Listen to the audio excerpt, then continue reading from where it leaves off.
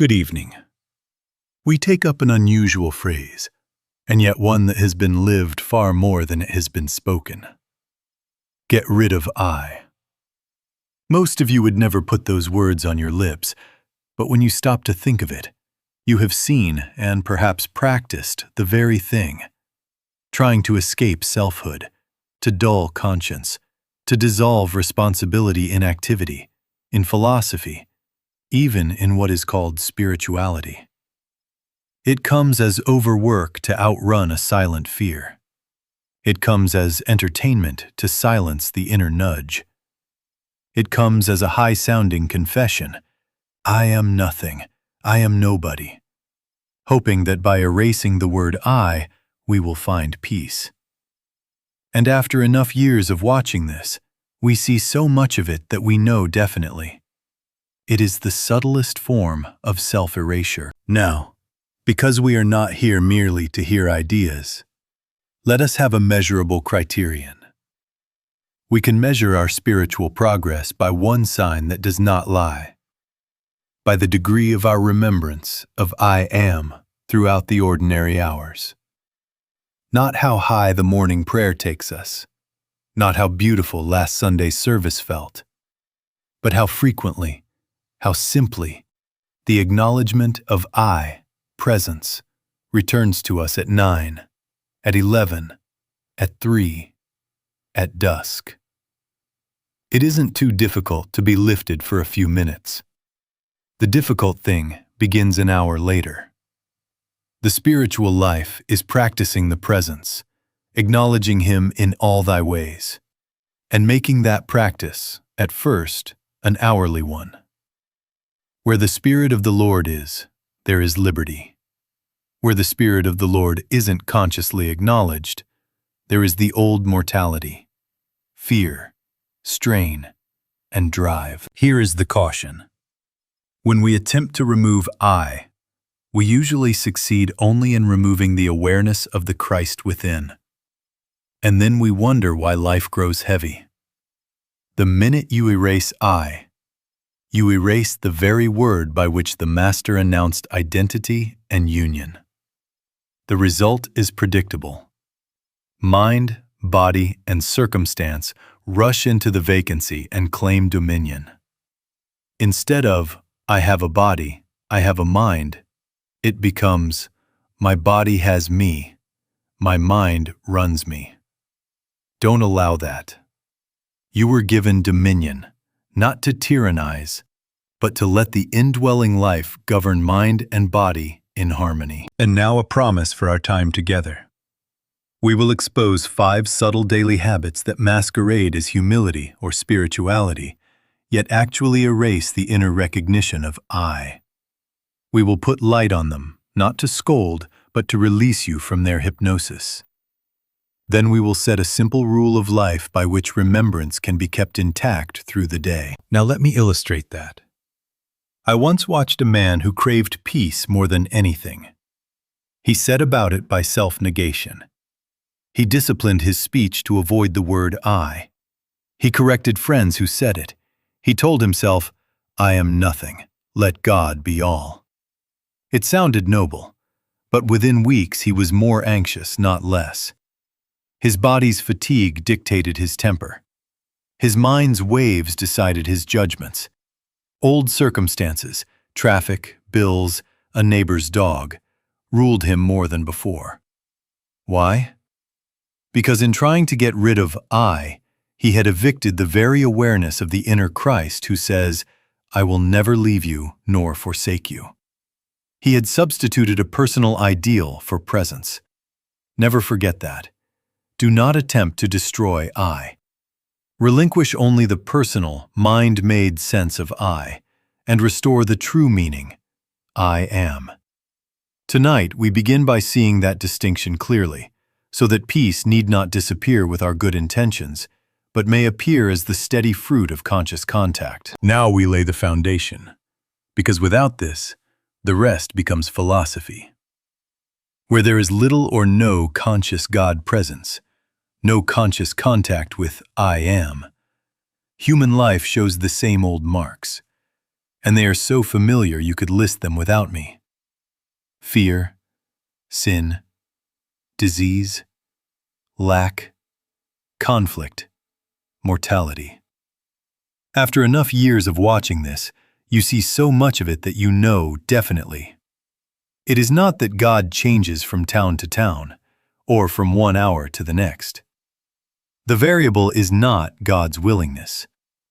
The variable is our conscious contact. And you see, if you fail to settle this point, you come into a very troubling position, a moral absurdity. If God were personally responsible for our discords, for the bankruptcy, the broken home, the cancer, the war, you would be forced to blame God for the very ills your conscience knows are not of love. Don't accept that. Don't allow that in your thinking. The trouble is not God's will. The trouble is the absence of God in our conscious awareness. Where the Spirit of the Lord is, there is liberty. Where the Spirit of the Lord isn't, where it is not consciously contacted, there is mortality. Not as theology, as diagnosis. Now let me illustrate that. A house has light in the wall, power in the street, but until the contact is made, the room is dark. You do not call the utility and accuse it of meanness. You make the contact. You touch the switch. In the same way, there can be omnipresent life, omnipresent love, and yet, in this mind of ours, in this body of ours, there is darkness, agitation, emptiness, until contact is made. And as soon as the contact is established, harmony begins to appear.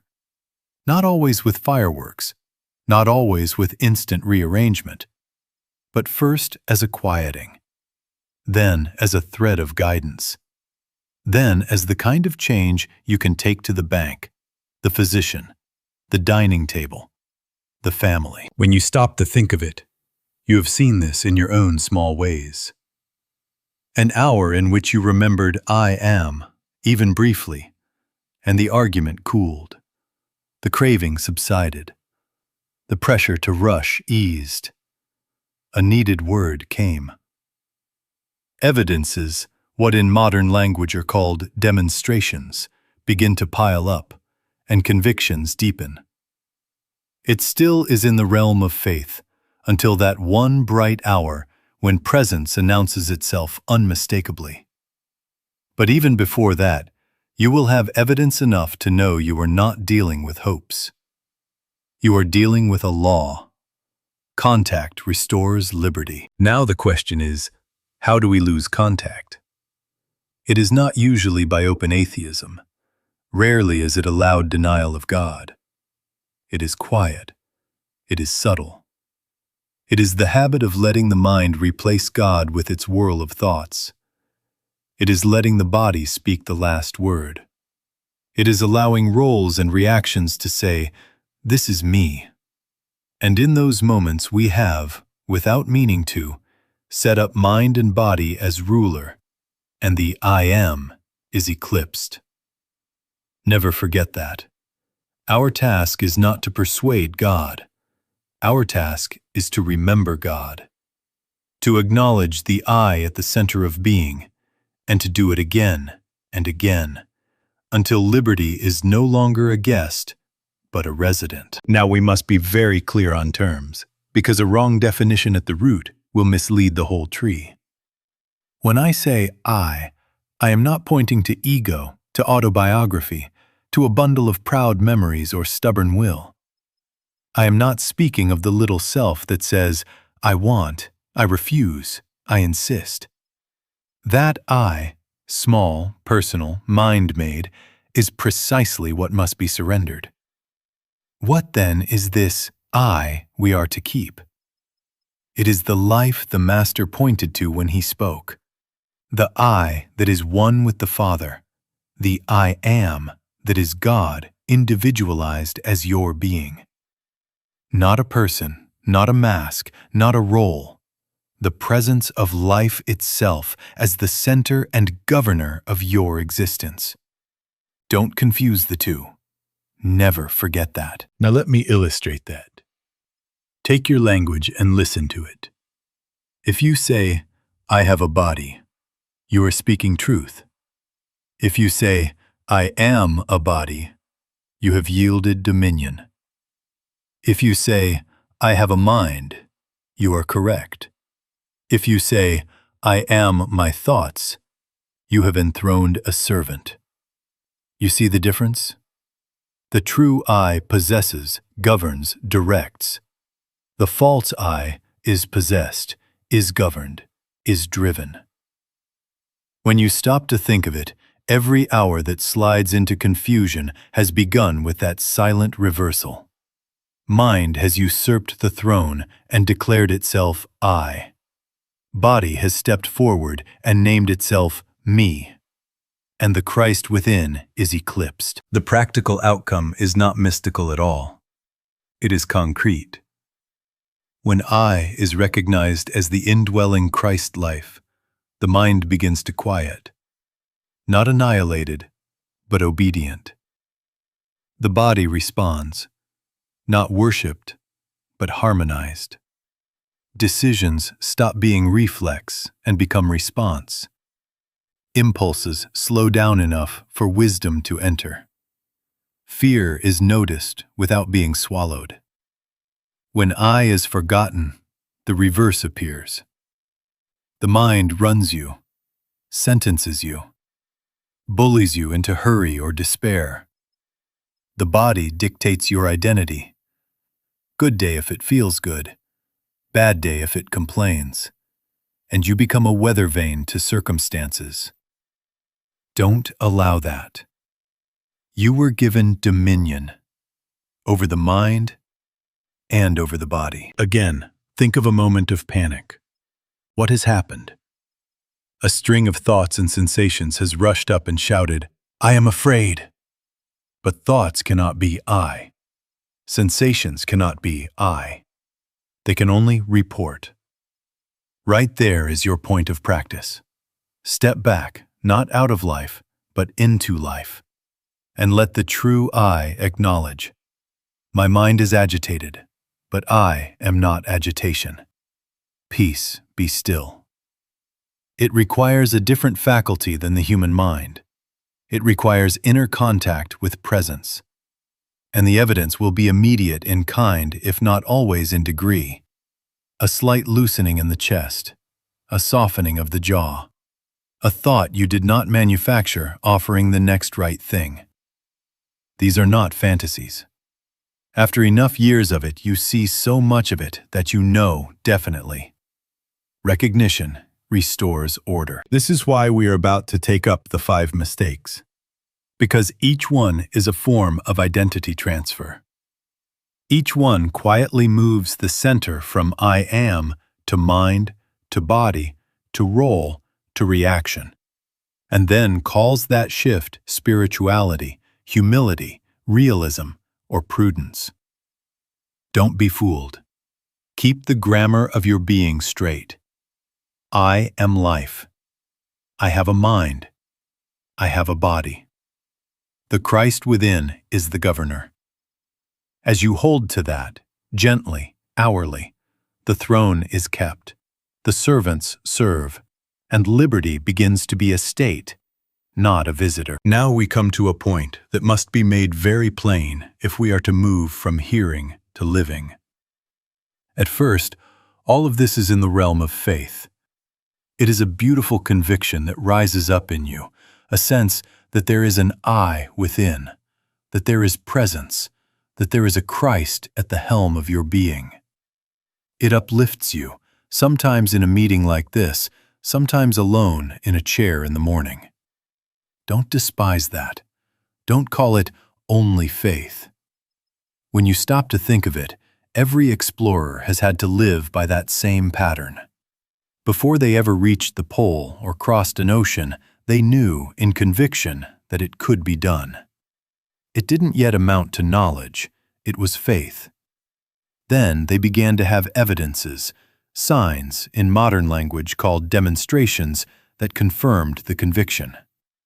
And finally, one bright day or one bright night, there was landfall, there was the arrival, and faith became knowing. Now it is the same with the inner life. You begin with lifted moments. You do not, at first, carry them through the hours. You touch a stillness, you glimpse an assurance, and then the day pulls you back into its current. Never let the mind shame you for that. It isn't too difficult to touch this in meditation. The difficult thing begins an hour later, when the telephone rings, when the traffic jams, when the child cries, when the body complains, when the old fear whispers. Here is where progress can be measured, and it is a very practical measurement. How quickly do you remember I after you are triggered, tempted, or frightened? In the beginning, it may take an afternoon to come back. With practice, it becomes an hour. Then a few minutes. Then, wonderfully, a few breaths. And one day, before the fear finishes its sentence, you are already inside the remembrance, I, and the tide turns. Now let me illustrate that. A woman begins her day with 10 minutes of quiet recognition, acknowledging, I live, and that life is God. I have a mind, a body, and they are instruments. She is peaceful. At 11 o'clock, an email arrives that threatens her position. The stomach tightens, the thoughts rush, the body says, I am in danger. The first week, she loses herself in that for 3 hours, and only at home, after dinner, does she remember to be still and say within, I. The next week, she sees it an hour later and steps back. My mind is agitated, but I am not agitation. Peace, be still. Evidence appears, the breath lengthens, clarity returns. A right sentence to write presents itself. After enough weeks, the remembrance slips in almost immediately. The email still arrives, the body still reports, but she does not surrender identity. She acknowledges I, and presence restores liberty in kind and degree. This is not imagination. After enough years of it, you see so much of it that you know definitely. Remembrance brings demonstration, and demonstrations accumulate into an undeniable knowing. Remember, our work in the next segments is to uncover the 5 specific ways we forget. Each mistake is simply a particular form of amnesia, mind trying to substitute for God contact, body impersonating identity, roles taking the name of I.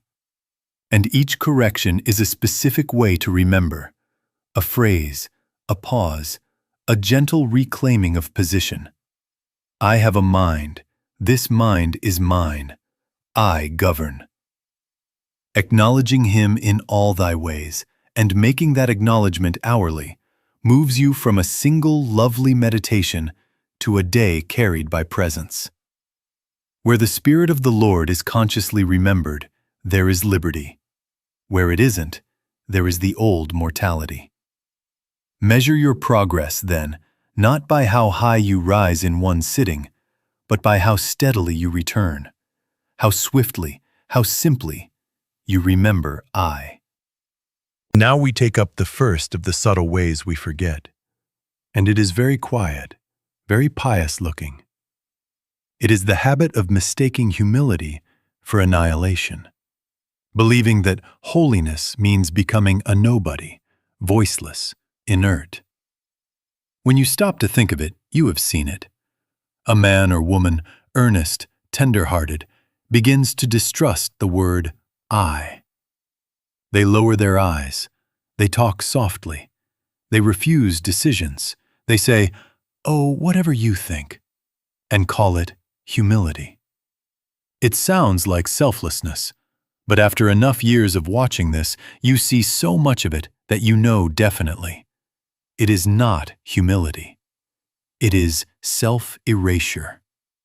It removes not pride, but identity. And when identity is blurred, the Christ within is silenced, and something else, opinions, moods, crowds, diagnoses, takes the microphone. Now let me illustrate that. I knew a worker who would not say, I, even inwardly. He trained himself to say, they, the world, my condition, my diagnosis. He thought he was letting God be all. But watch what happened. At the office, he waited to see what they decided. At home, he yielded to whatever mood the house was in. At the doctor, he repeated, my diagnosis, until it became the new name of his being. He grew more timid as the weeks went by. Why? Because the authority that says, peace, be still, had been dismissed along with ego. The personal, mind-made I needs to go, yes. But the true I, the indwelling Christ that governs mind and body, must remain, must be acknowledged, or else nothing is left to say peace to the storm. Here is the correction. Humility is not denying I. Humility is denying the personal sense of I as a separate power. Humility bows, not by becoming voiceless, but by locating voice where it belongs, in the I that is spirit. Say within yourself, I live, and that life is God. I have a mind, it is an instrument. I have a body, it is a servant. I, Christ within, govern.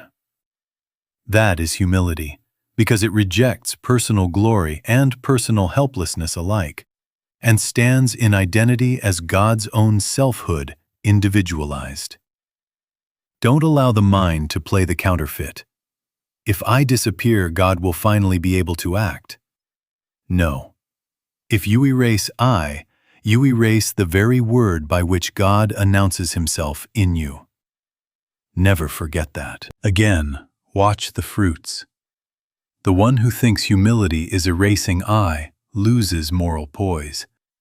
They cannot say no without guilt. They cannot say yes without resentment. The weather of other minds becomes their weather. But the one who surrenders only the personal sense and keeps the true I ablaze has a different air. They can be still without being numb. They can be firm without being hard. They can be guided without being pushed. And you can measure progress here by a simple sign.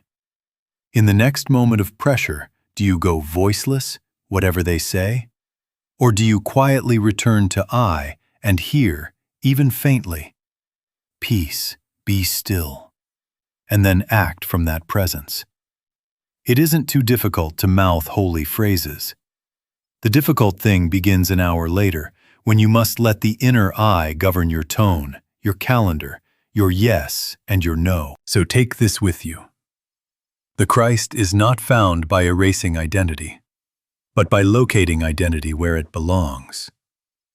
Release the little I that boasts or cringes. Keep, cherish, and practice the I that is God in you. Where the Spirit of the Lord is consciously acknowledged as I, there is liberty. Where it isn't, there is the old mortality. Choose identity. Keep I. Let Christ within govern. Now we come to the second way in which identity is quietly lost. And it is so respectable that it often passes for devotion. It is the habit of substituting thinking about truth for the living of I. Stacking books, parsing doctrines, repeating phrases, while remaining untouched by presence. When you stop to think of it, you have watched this in yourself or in a friend. The mind grows full of spiritual furniture. The vocabulary becomes polished. The arguments become subtle. And yet there is no greater hush within, no softening of tone, no release of fear. What has happened? The mind has taken the chair. And when mind replaces inner contact, truth becomes concept. The felt awareness of I am disappears, and with it the quiet dominion that governs mind and body. Now, this is not to scold study. Don't allow the mind to twist this into anti-intellectualism. The issue is order. The human mind is a necessary instrument. It can quote, recall, calculate, arrange. But it cannot embrace infinity. It requires a different faculty than the faculty of the human mind to know God. The mind, being finite, cannot see, hear, taste, touch, or smell the infinite. And so, left to itself, it will merely describe. Menu without meal, map without country, words without word. Never forget that. Conscious contact with I is not achieved by analysis. It is received in the stillness, intuition, the still small voice, after which the mind may serve faithfully, taking dictation. Here is a question by which you can make a diagnosis without sentimentality. After your hour with the book, are you quieter, more loving, a little slower to speak and quicker to forgive? Or are you merely more certain, more tense, ready to correct someone, ready to win an argument? The first is the fruit of presence. The second is the symptom of mind impersonating God. Measure it honestly. It isn't too difficult to master a phrase. The difficult thing begins an hour later when the telephone rings and you must pause, 2 breaths, 3 if necessary, and listen within before you answer, letting I govern tone and word. Now, let me illustrate that. I sat once with a man whose shelves bowed with volumes. He could and did quote saints and sages by the page. Brilliant. And then a crisis came, a diagnosis at the hospital that frightened him deeply. Alone in the night, he wrote me, "All I can see is annihilation." You have seen those articles too. Learned, impeccable prose concluding that life is accidental and ends in blankness. There is nothing wrong with the scholarship. It is simply the reach of mind. Mind, left alone, looking out upon infinity, sees only a wall. The kingdom within is not entered by argument. It is entered by contact. And as soon as the contact is established, even faintly, the fear loosens, the breath lengthens. Courage that was not manufactured appears. After enough years of it, you see so much of it that you know definitely. As soon as a contact with God is established, harmony begins to be restored. So what is the correction? Do not discard the mind, enthrone it rightly. Say within yourself, I have a mind. This mind is mine. I, Christ within, govern. Let the mind be your secretary, not your sovereign.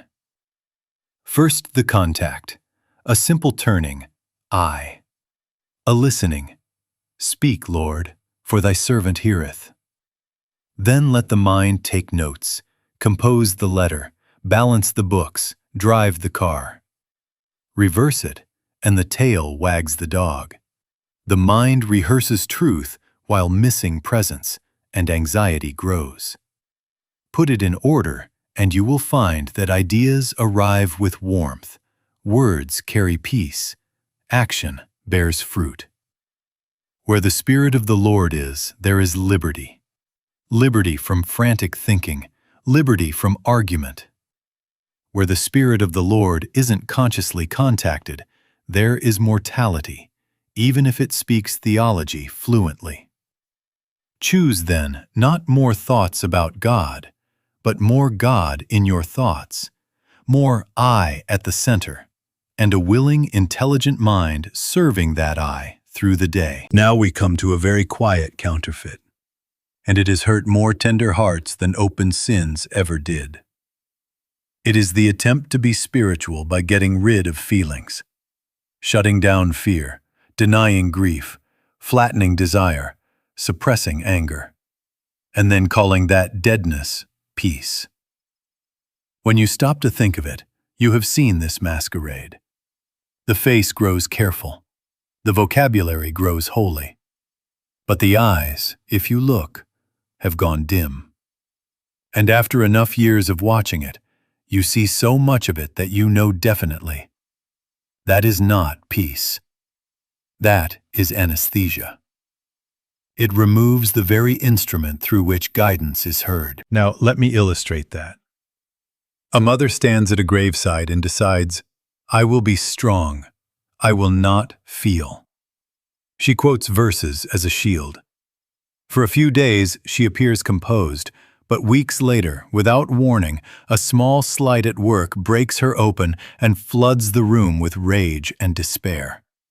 Why?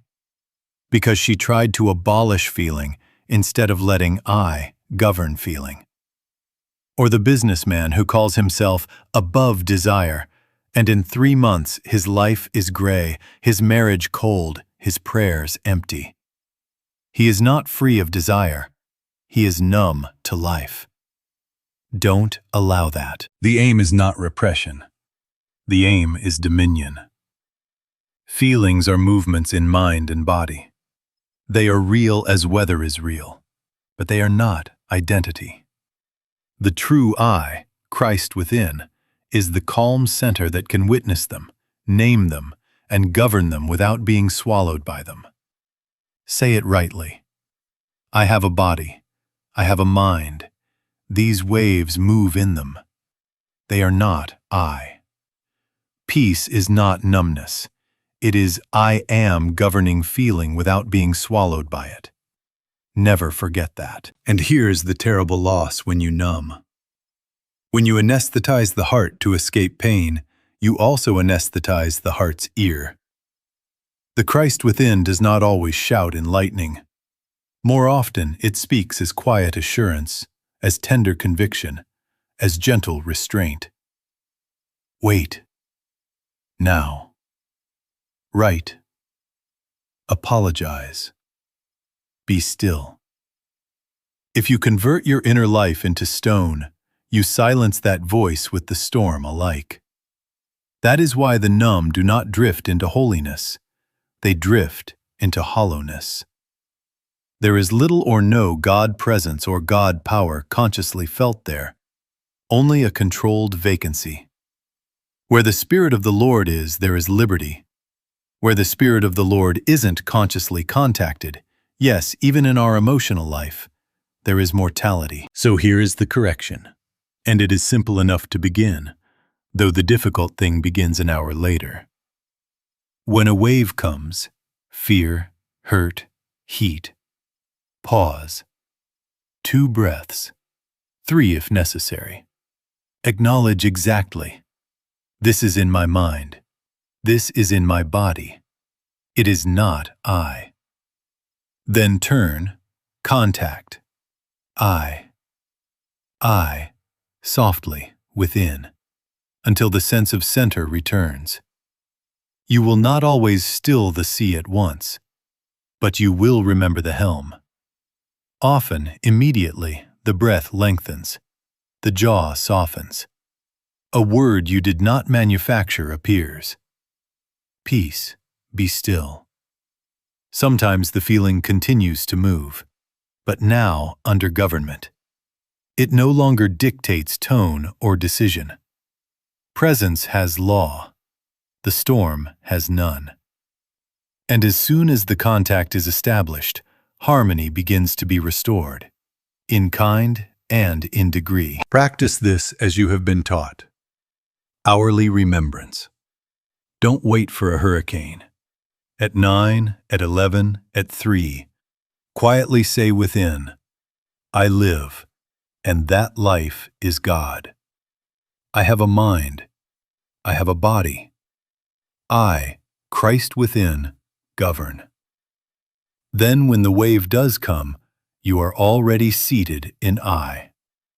You are not the victim of your moods.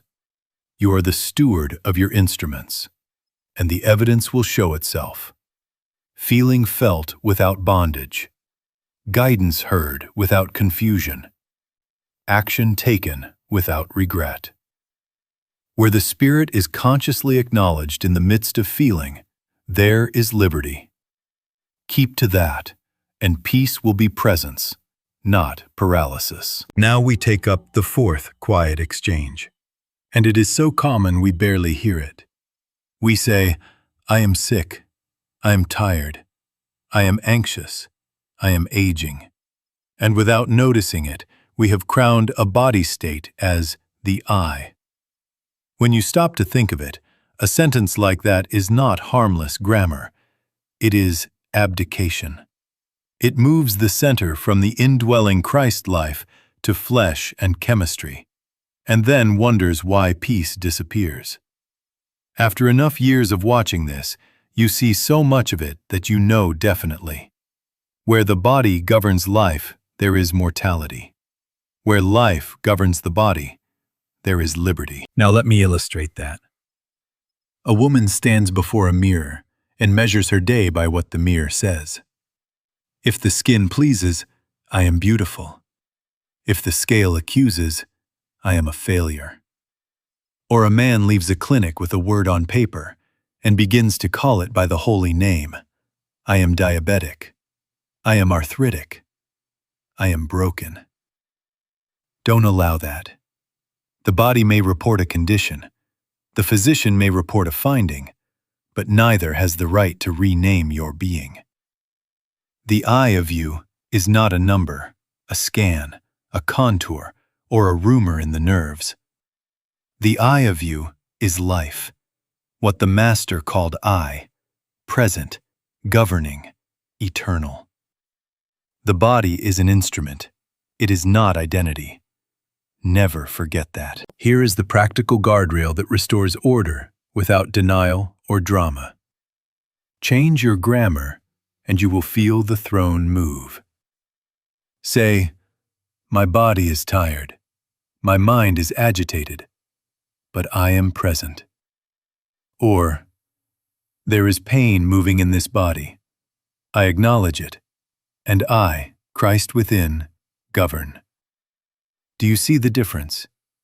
In the first set of sentences, the servant climbs onto the chair and calls itself king. In the second, the king remains king and issues calm instruction. This is not pretense, it is truth. You have a body. You have a mind. They are yours to steward. You were given dominion over the mind and over the body. It isn't too difficult to say this in a quiet room. The difficult thing begins an hour later, when the ache spikes, when fatigue says, cancel life, when the mirror or the monitor flashes a verdict. Right there, do not demand the body improve so that you can recognize God. That is reversal. Establish contact first, 2 breaths, 3 if necessary. I, within, until the sense of center returns. Acknowledge, this is in my body. This is in my mind.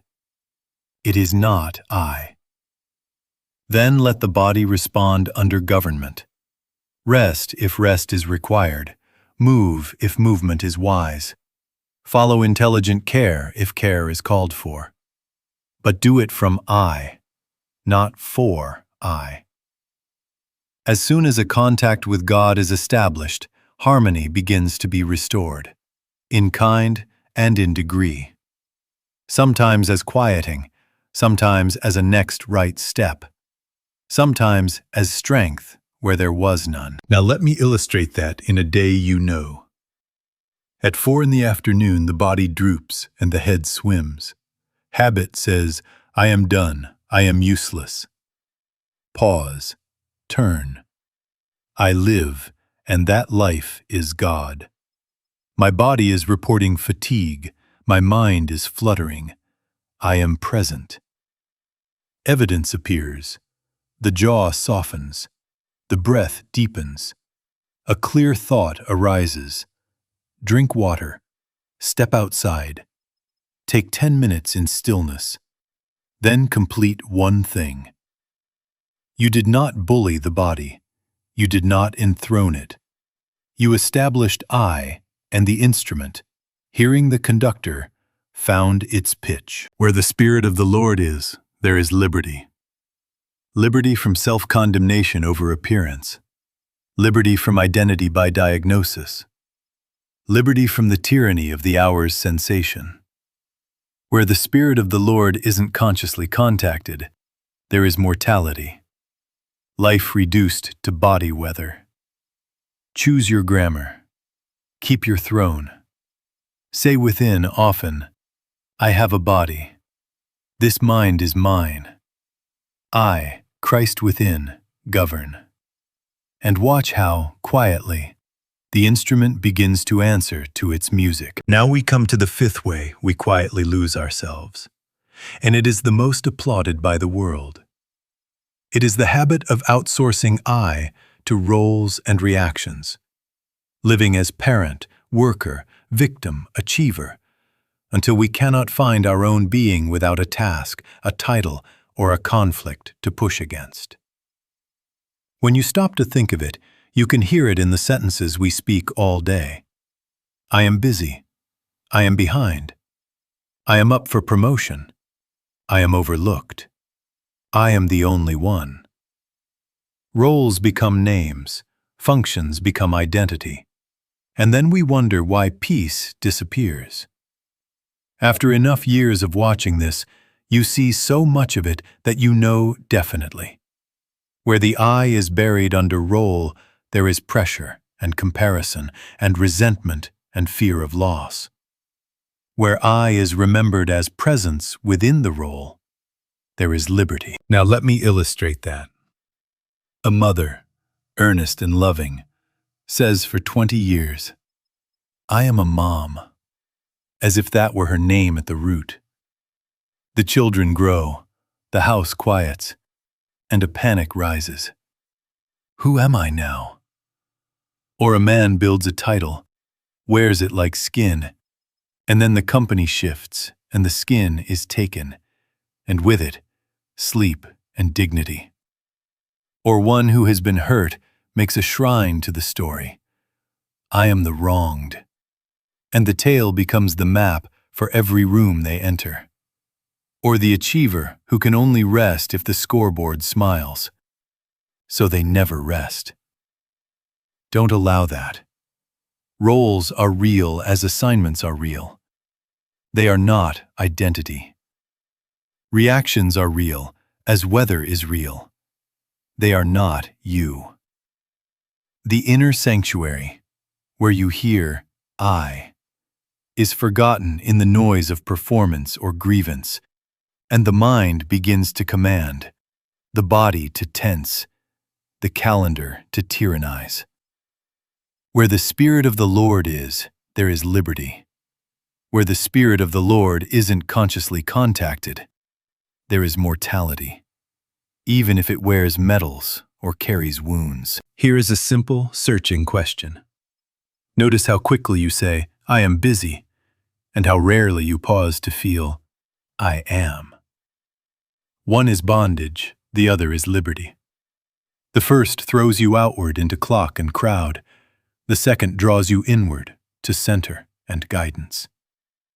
It isn't too difficult to nod to this in a quiet room. The difficult thing begins an hour later, when the inbox multiplies, when the child melts down, when the meeting turns sour, when the old grievance whispers, prove yourself, defend yourself, collapse. Right there, refuse the substitution. Do not abandon your responsibility. Answer the email, hold the child, speak in the meeting, but refuse to let the role define being. Establish contact first. 2 breaths, 3 if necessary. I, within, until the throne is felt. Then act from I, not for I. Now let me illustrate that in the middle of a day. You are in a staff meeting and a half-truth is spoken about your work. The role surges. I am a defender. Pause. Turn. I live, and that life is God. I have a role. It is my assignment. I, Christ within, govern. Evidence appears. The breath slows. Heat drains. A clean sentence arrives. Allow me to clarify. Or at home. The child is crying. Dinner is late. The phone rings.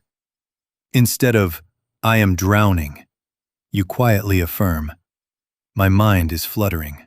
My body is tense. I am present. Then you move, one thing, then the next, guided, not driven. Never forget that. Christ within is your true name.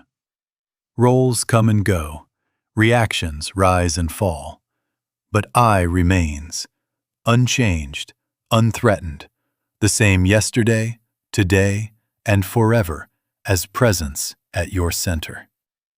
Keep the grammar straight even here. I have a role. This mind is mine. This body is mine. I, Christ within, govern. Make the remembrance hourly, especially in the midst of function. Where the I is consciously contacted inside the role, guidance replaces grind, service replaces strain, and liberty appears in kind and degree. Now we set a rule of life before ourselves. Simple enough to begin today, strong enough to carry you through years. Practicing the presence is not a mood, it is a schedule. First, upon waking, before the phone, before the news, before the plans, give 10 to 15 minutes to conscious recognition. Sit, be still, and acknowledge. I live, and that life is God.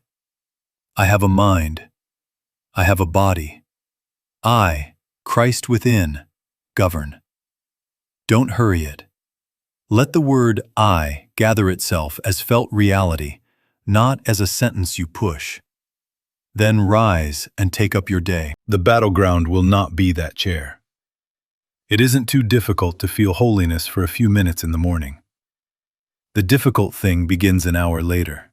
Traffic, email, family tension, money decisions, bodily sensations. When you stop to think of it, these are the very places where absence is felt and where presence restores liberty. So we make the next piece of the rule, an hourly pause. Each hour, as nearly as your tasks permit, stop for a few seconds. One quiet breath, two if necessary, and say within, I. Not recited, felt. The center acknowledges itself. I live. This mind is mine. This body is mine. I, Christ within, govern. Then proceed without strain. Don't change your outer schedule.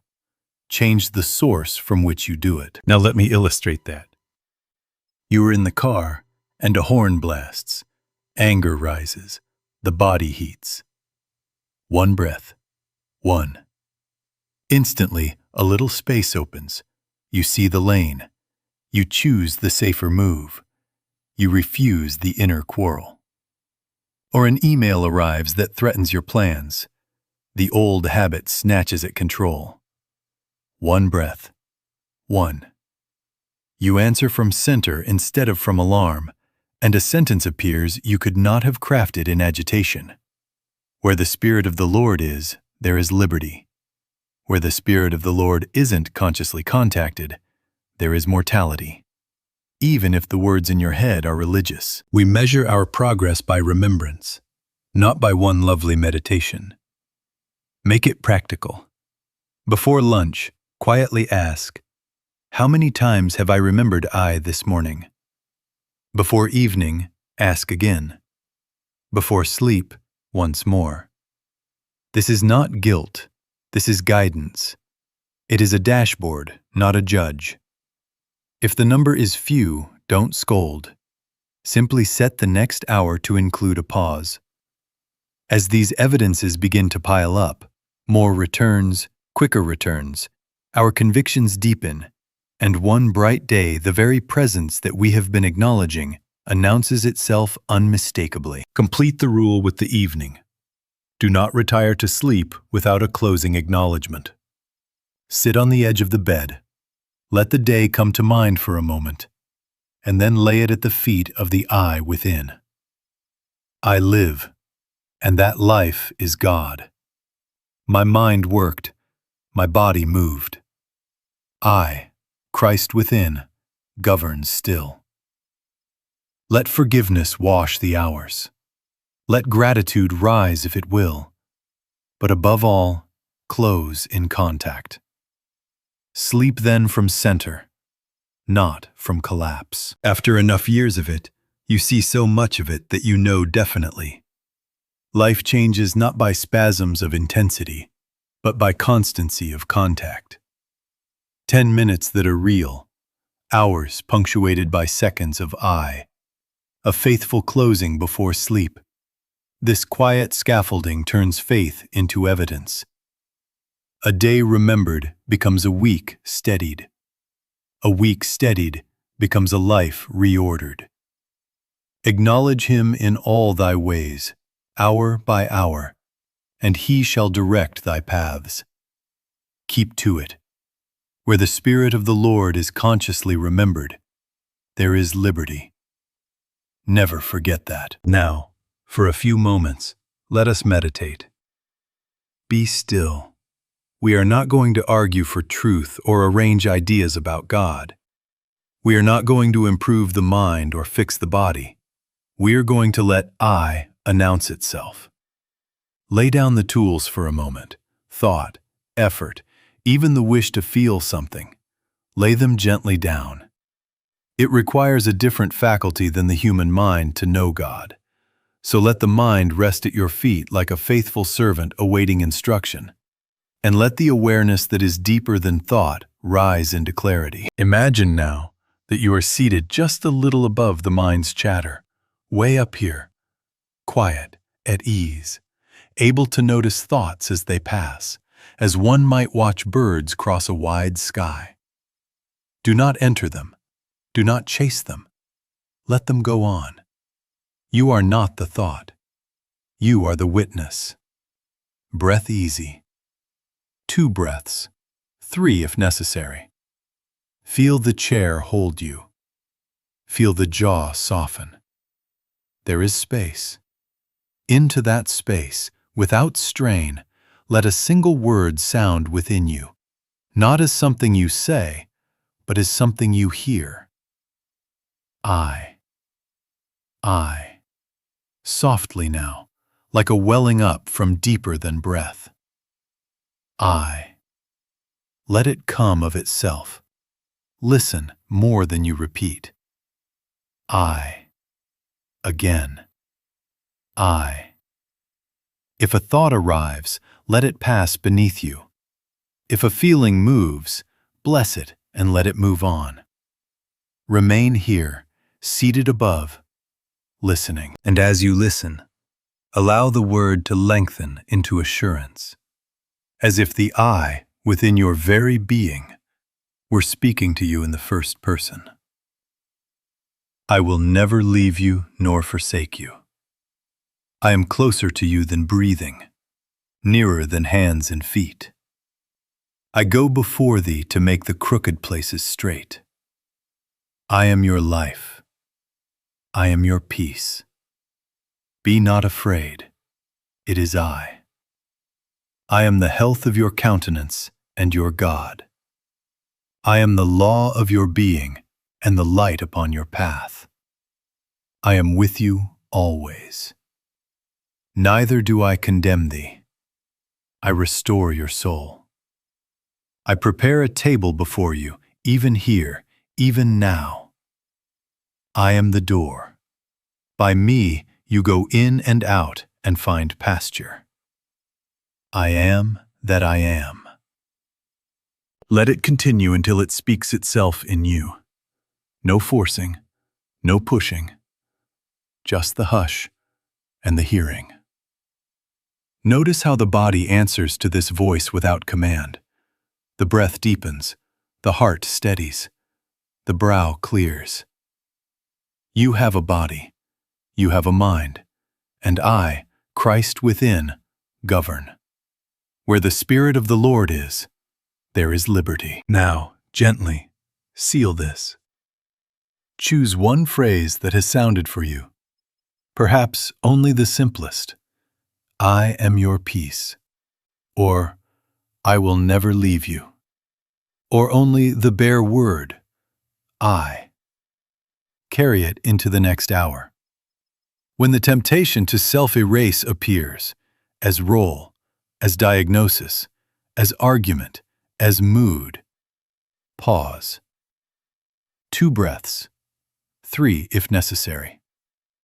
Return to I.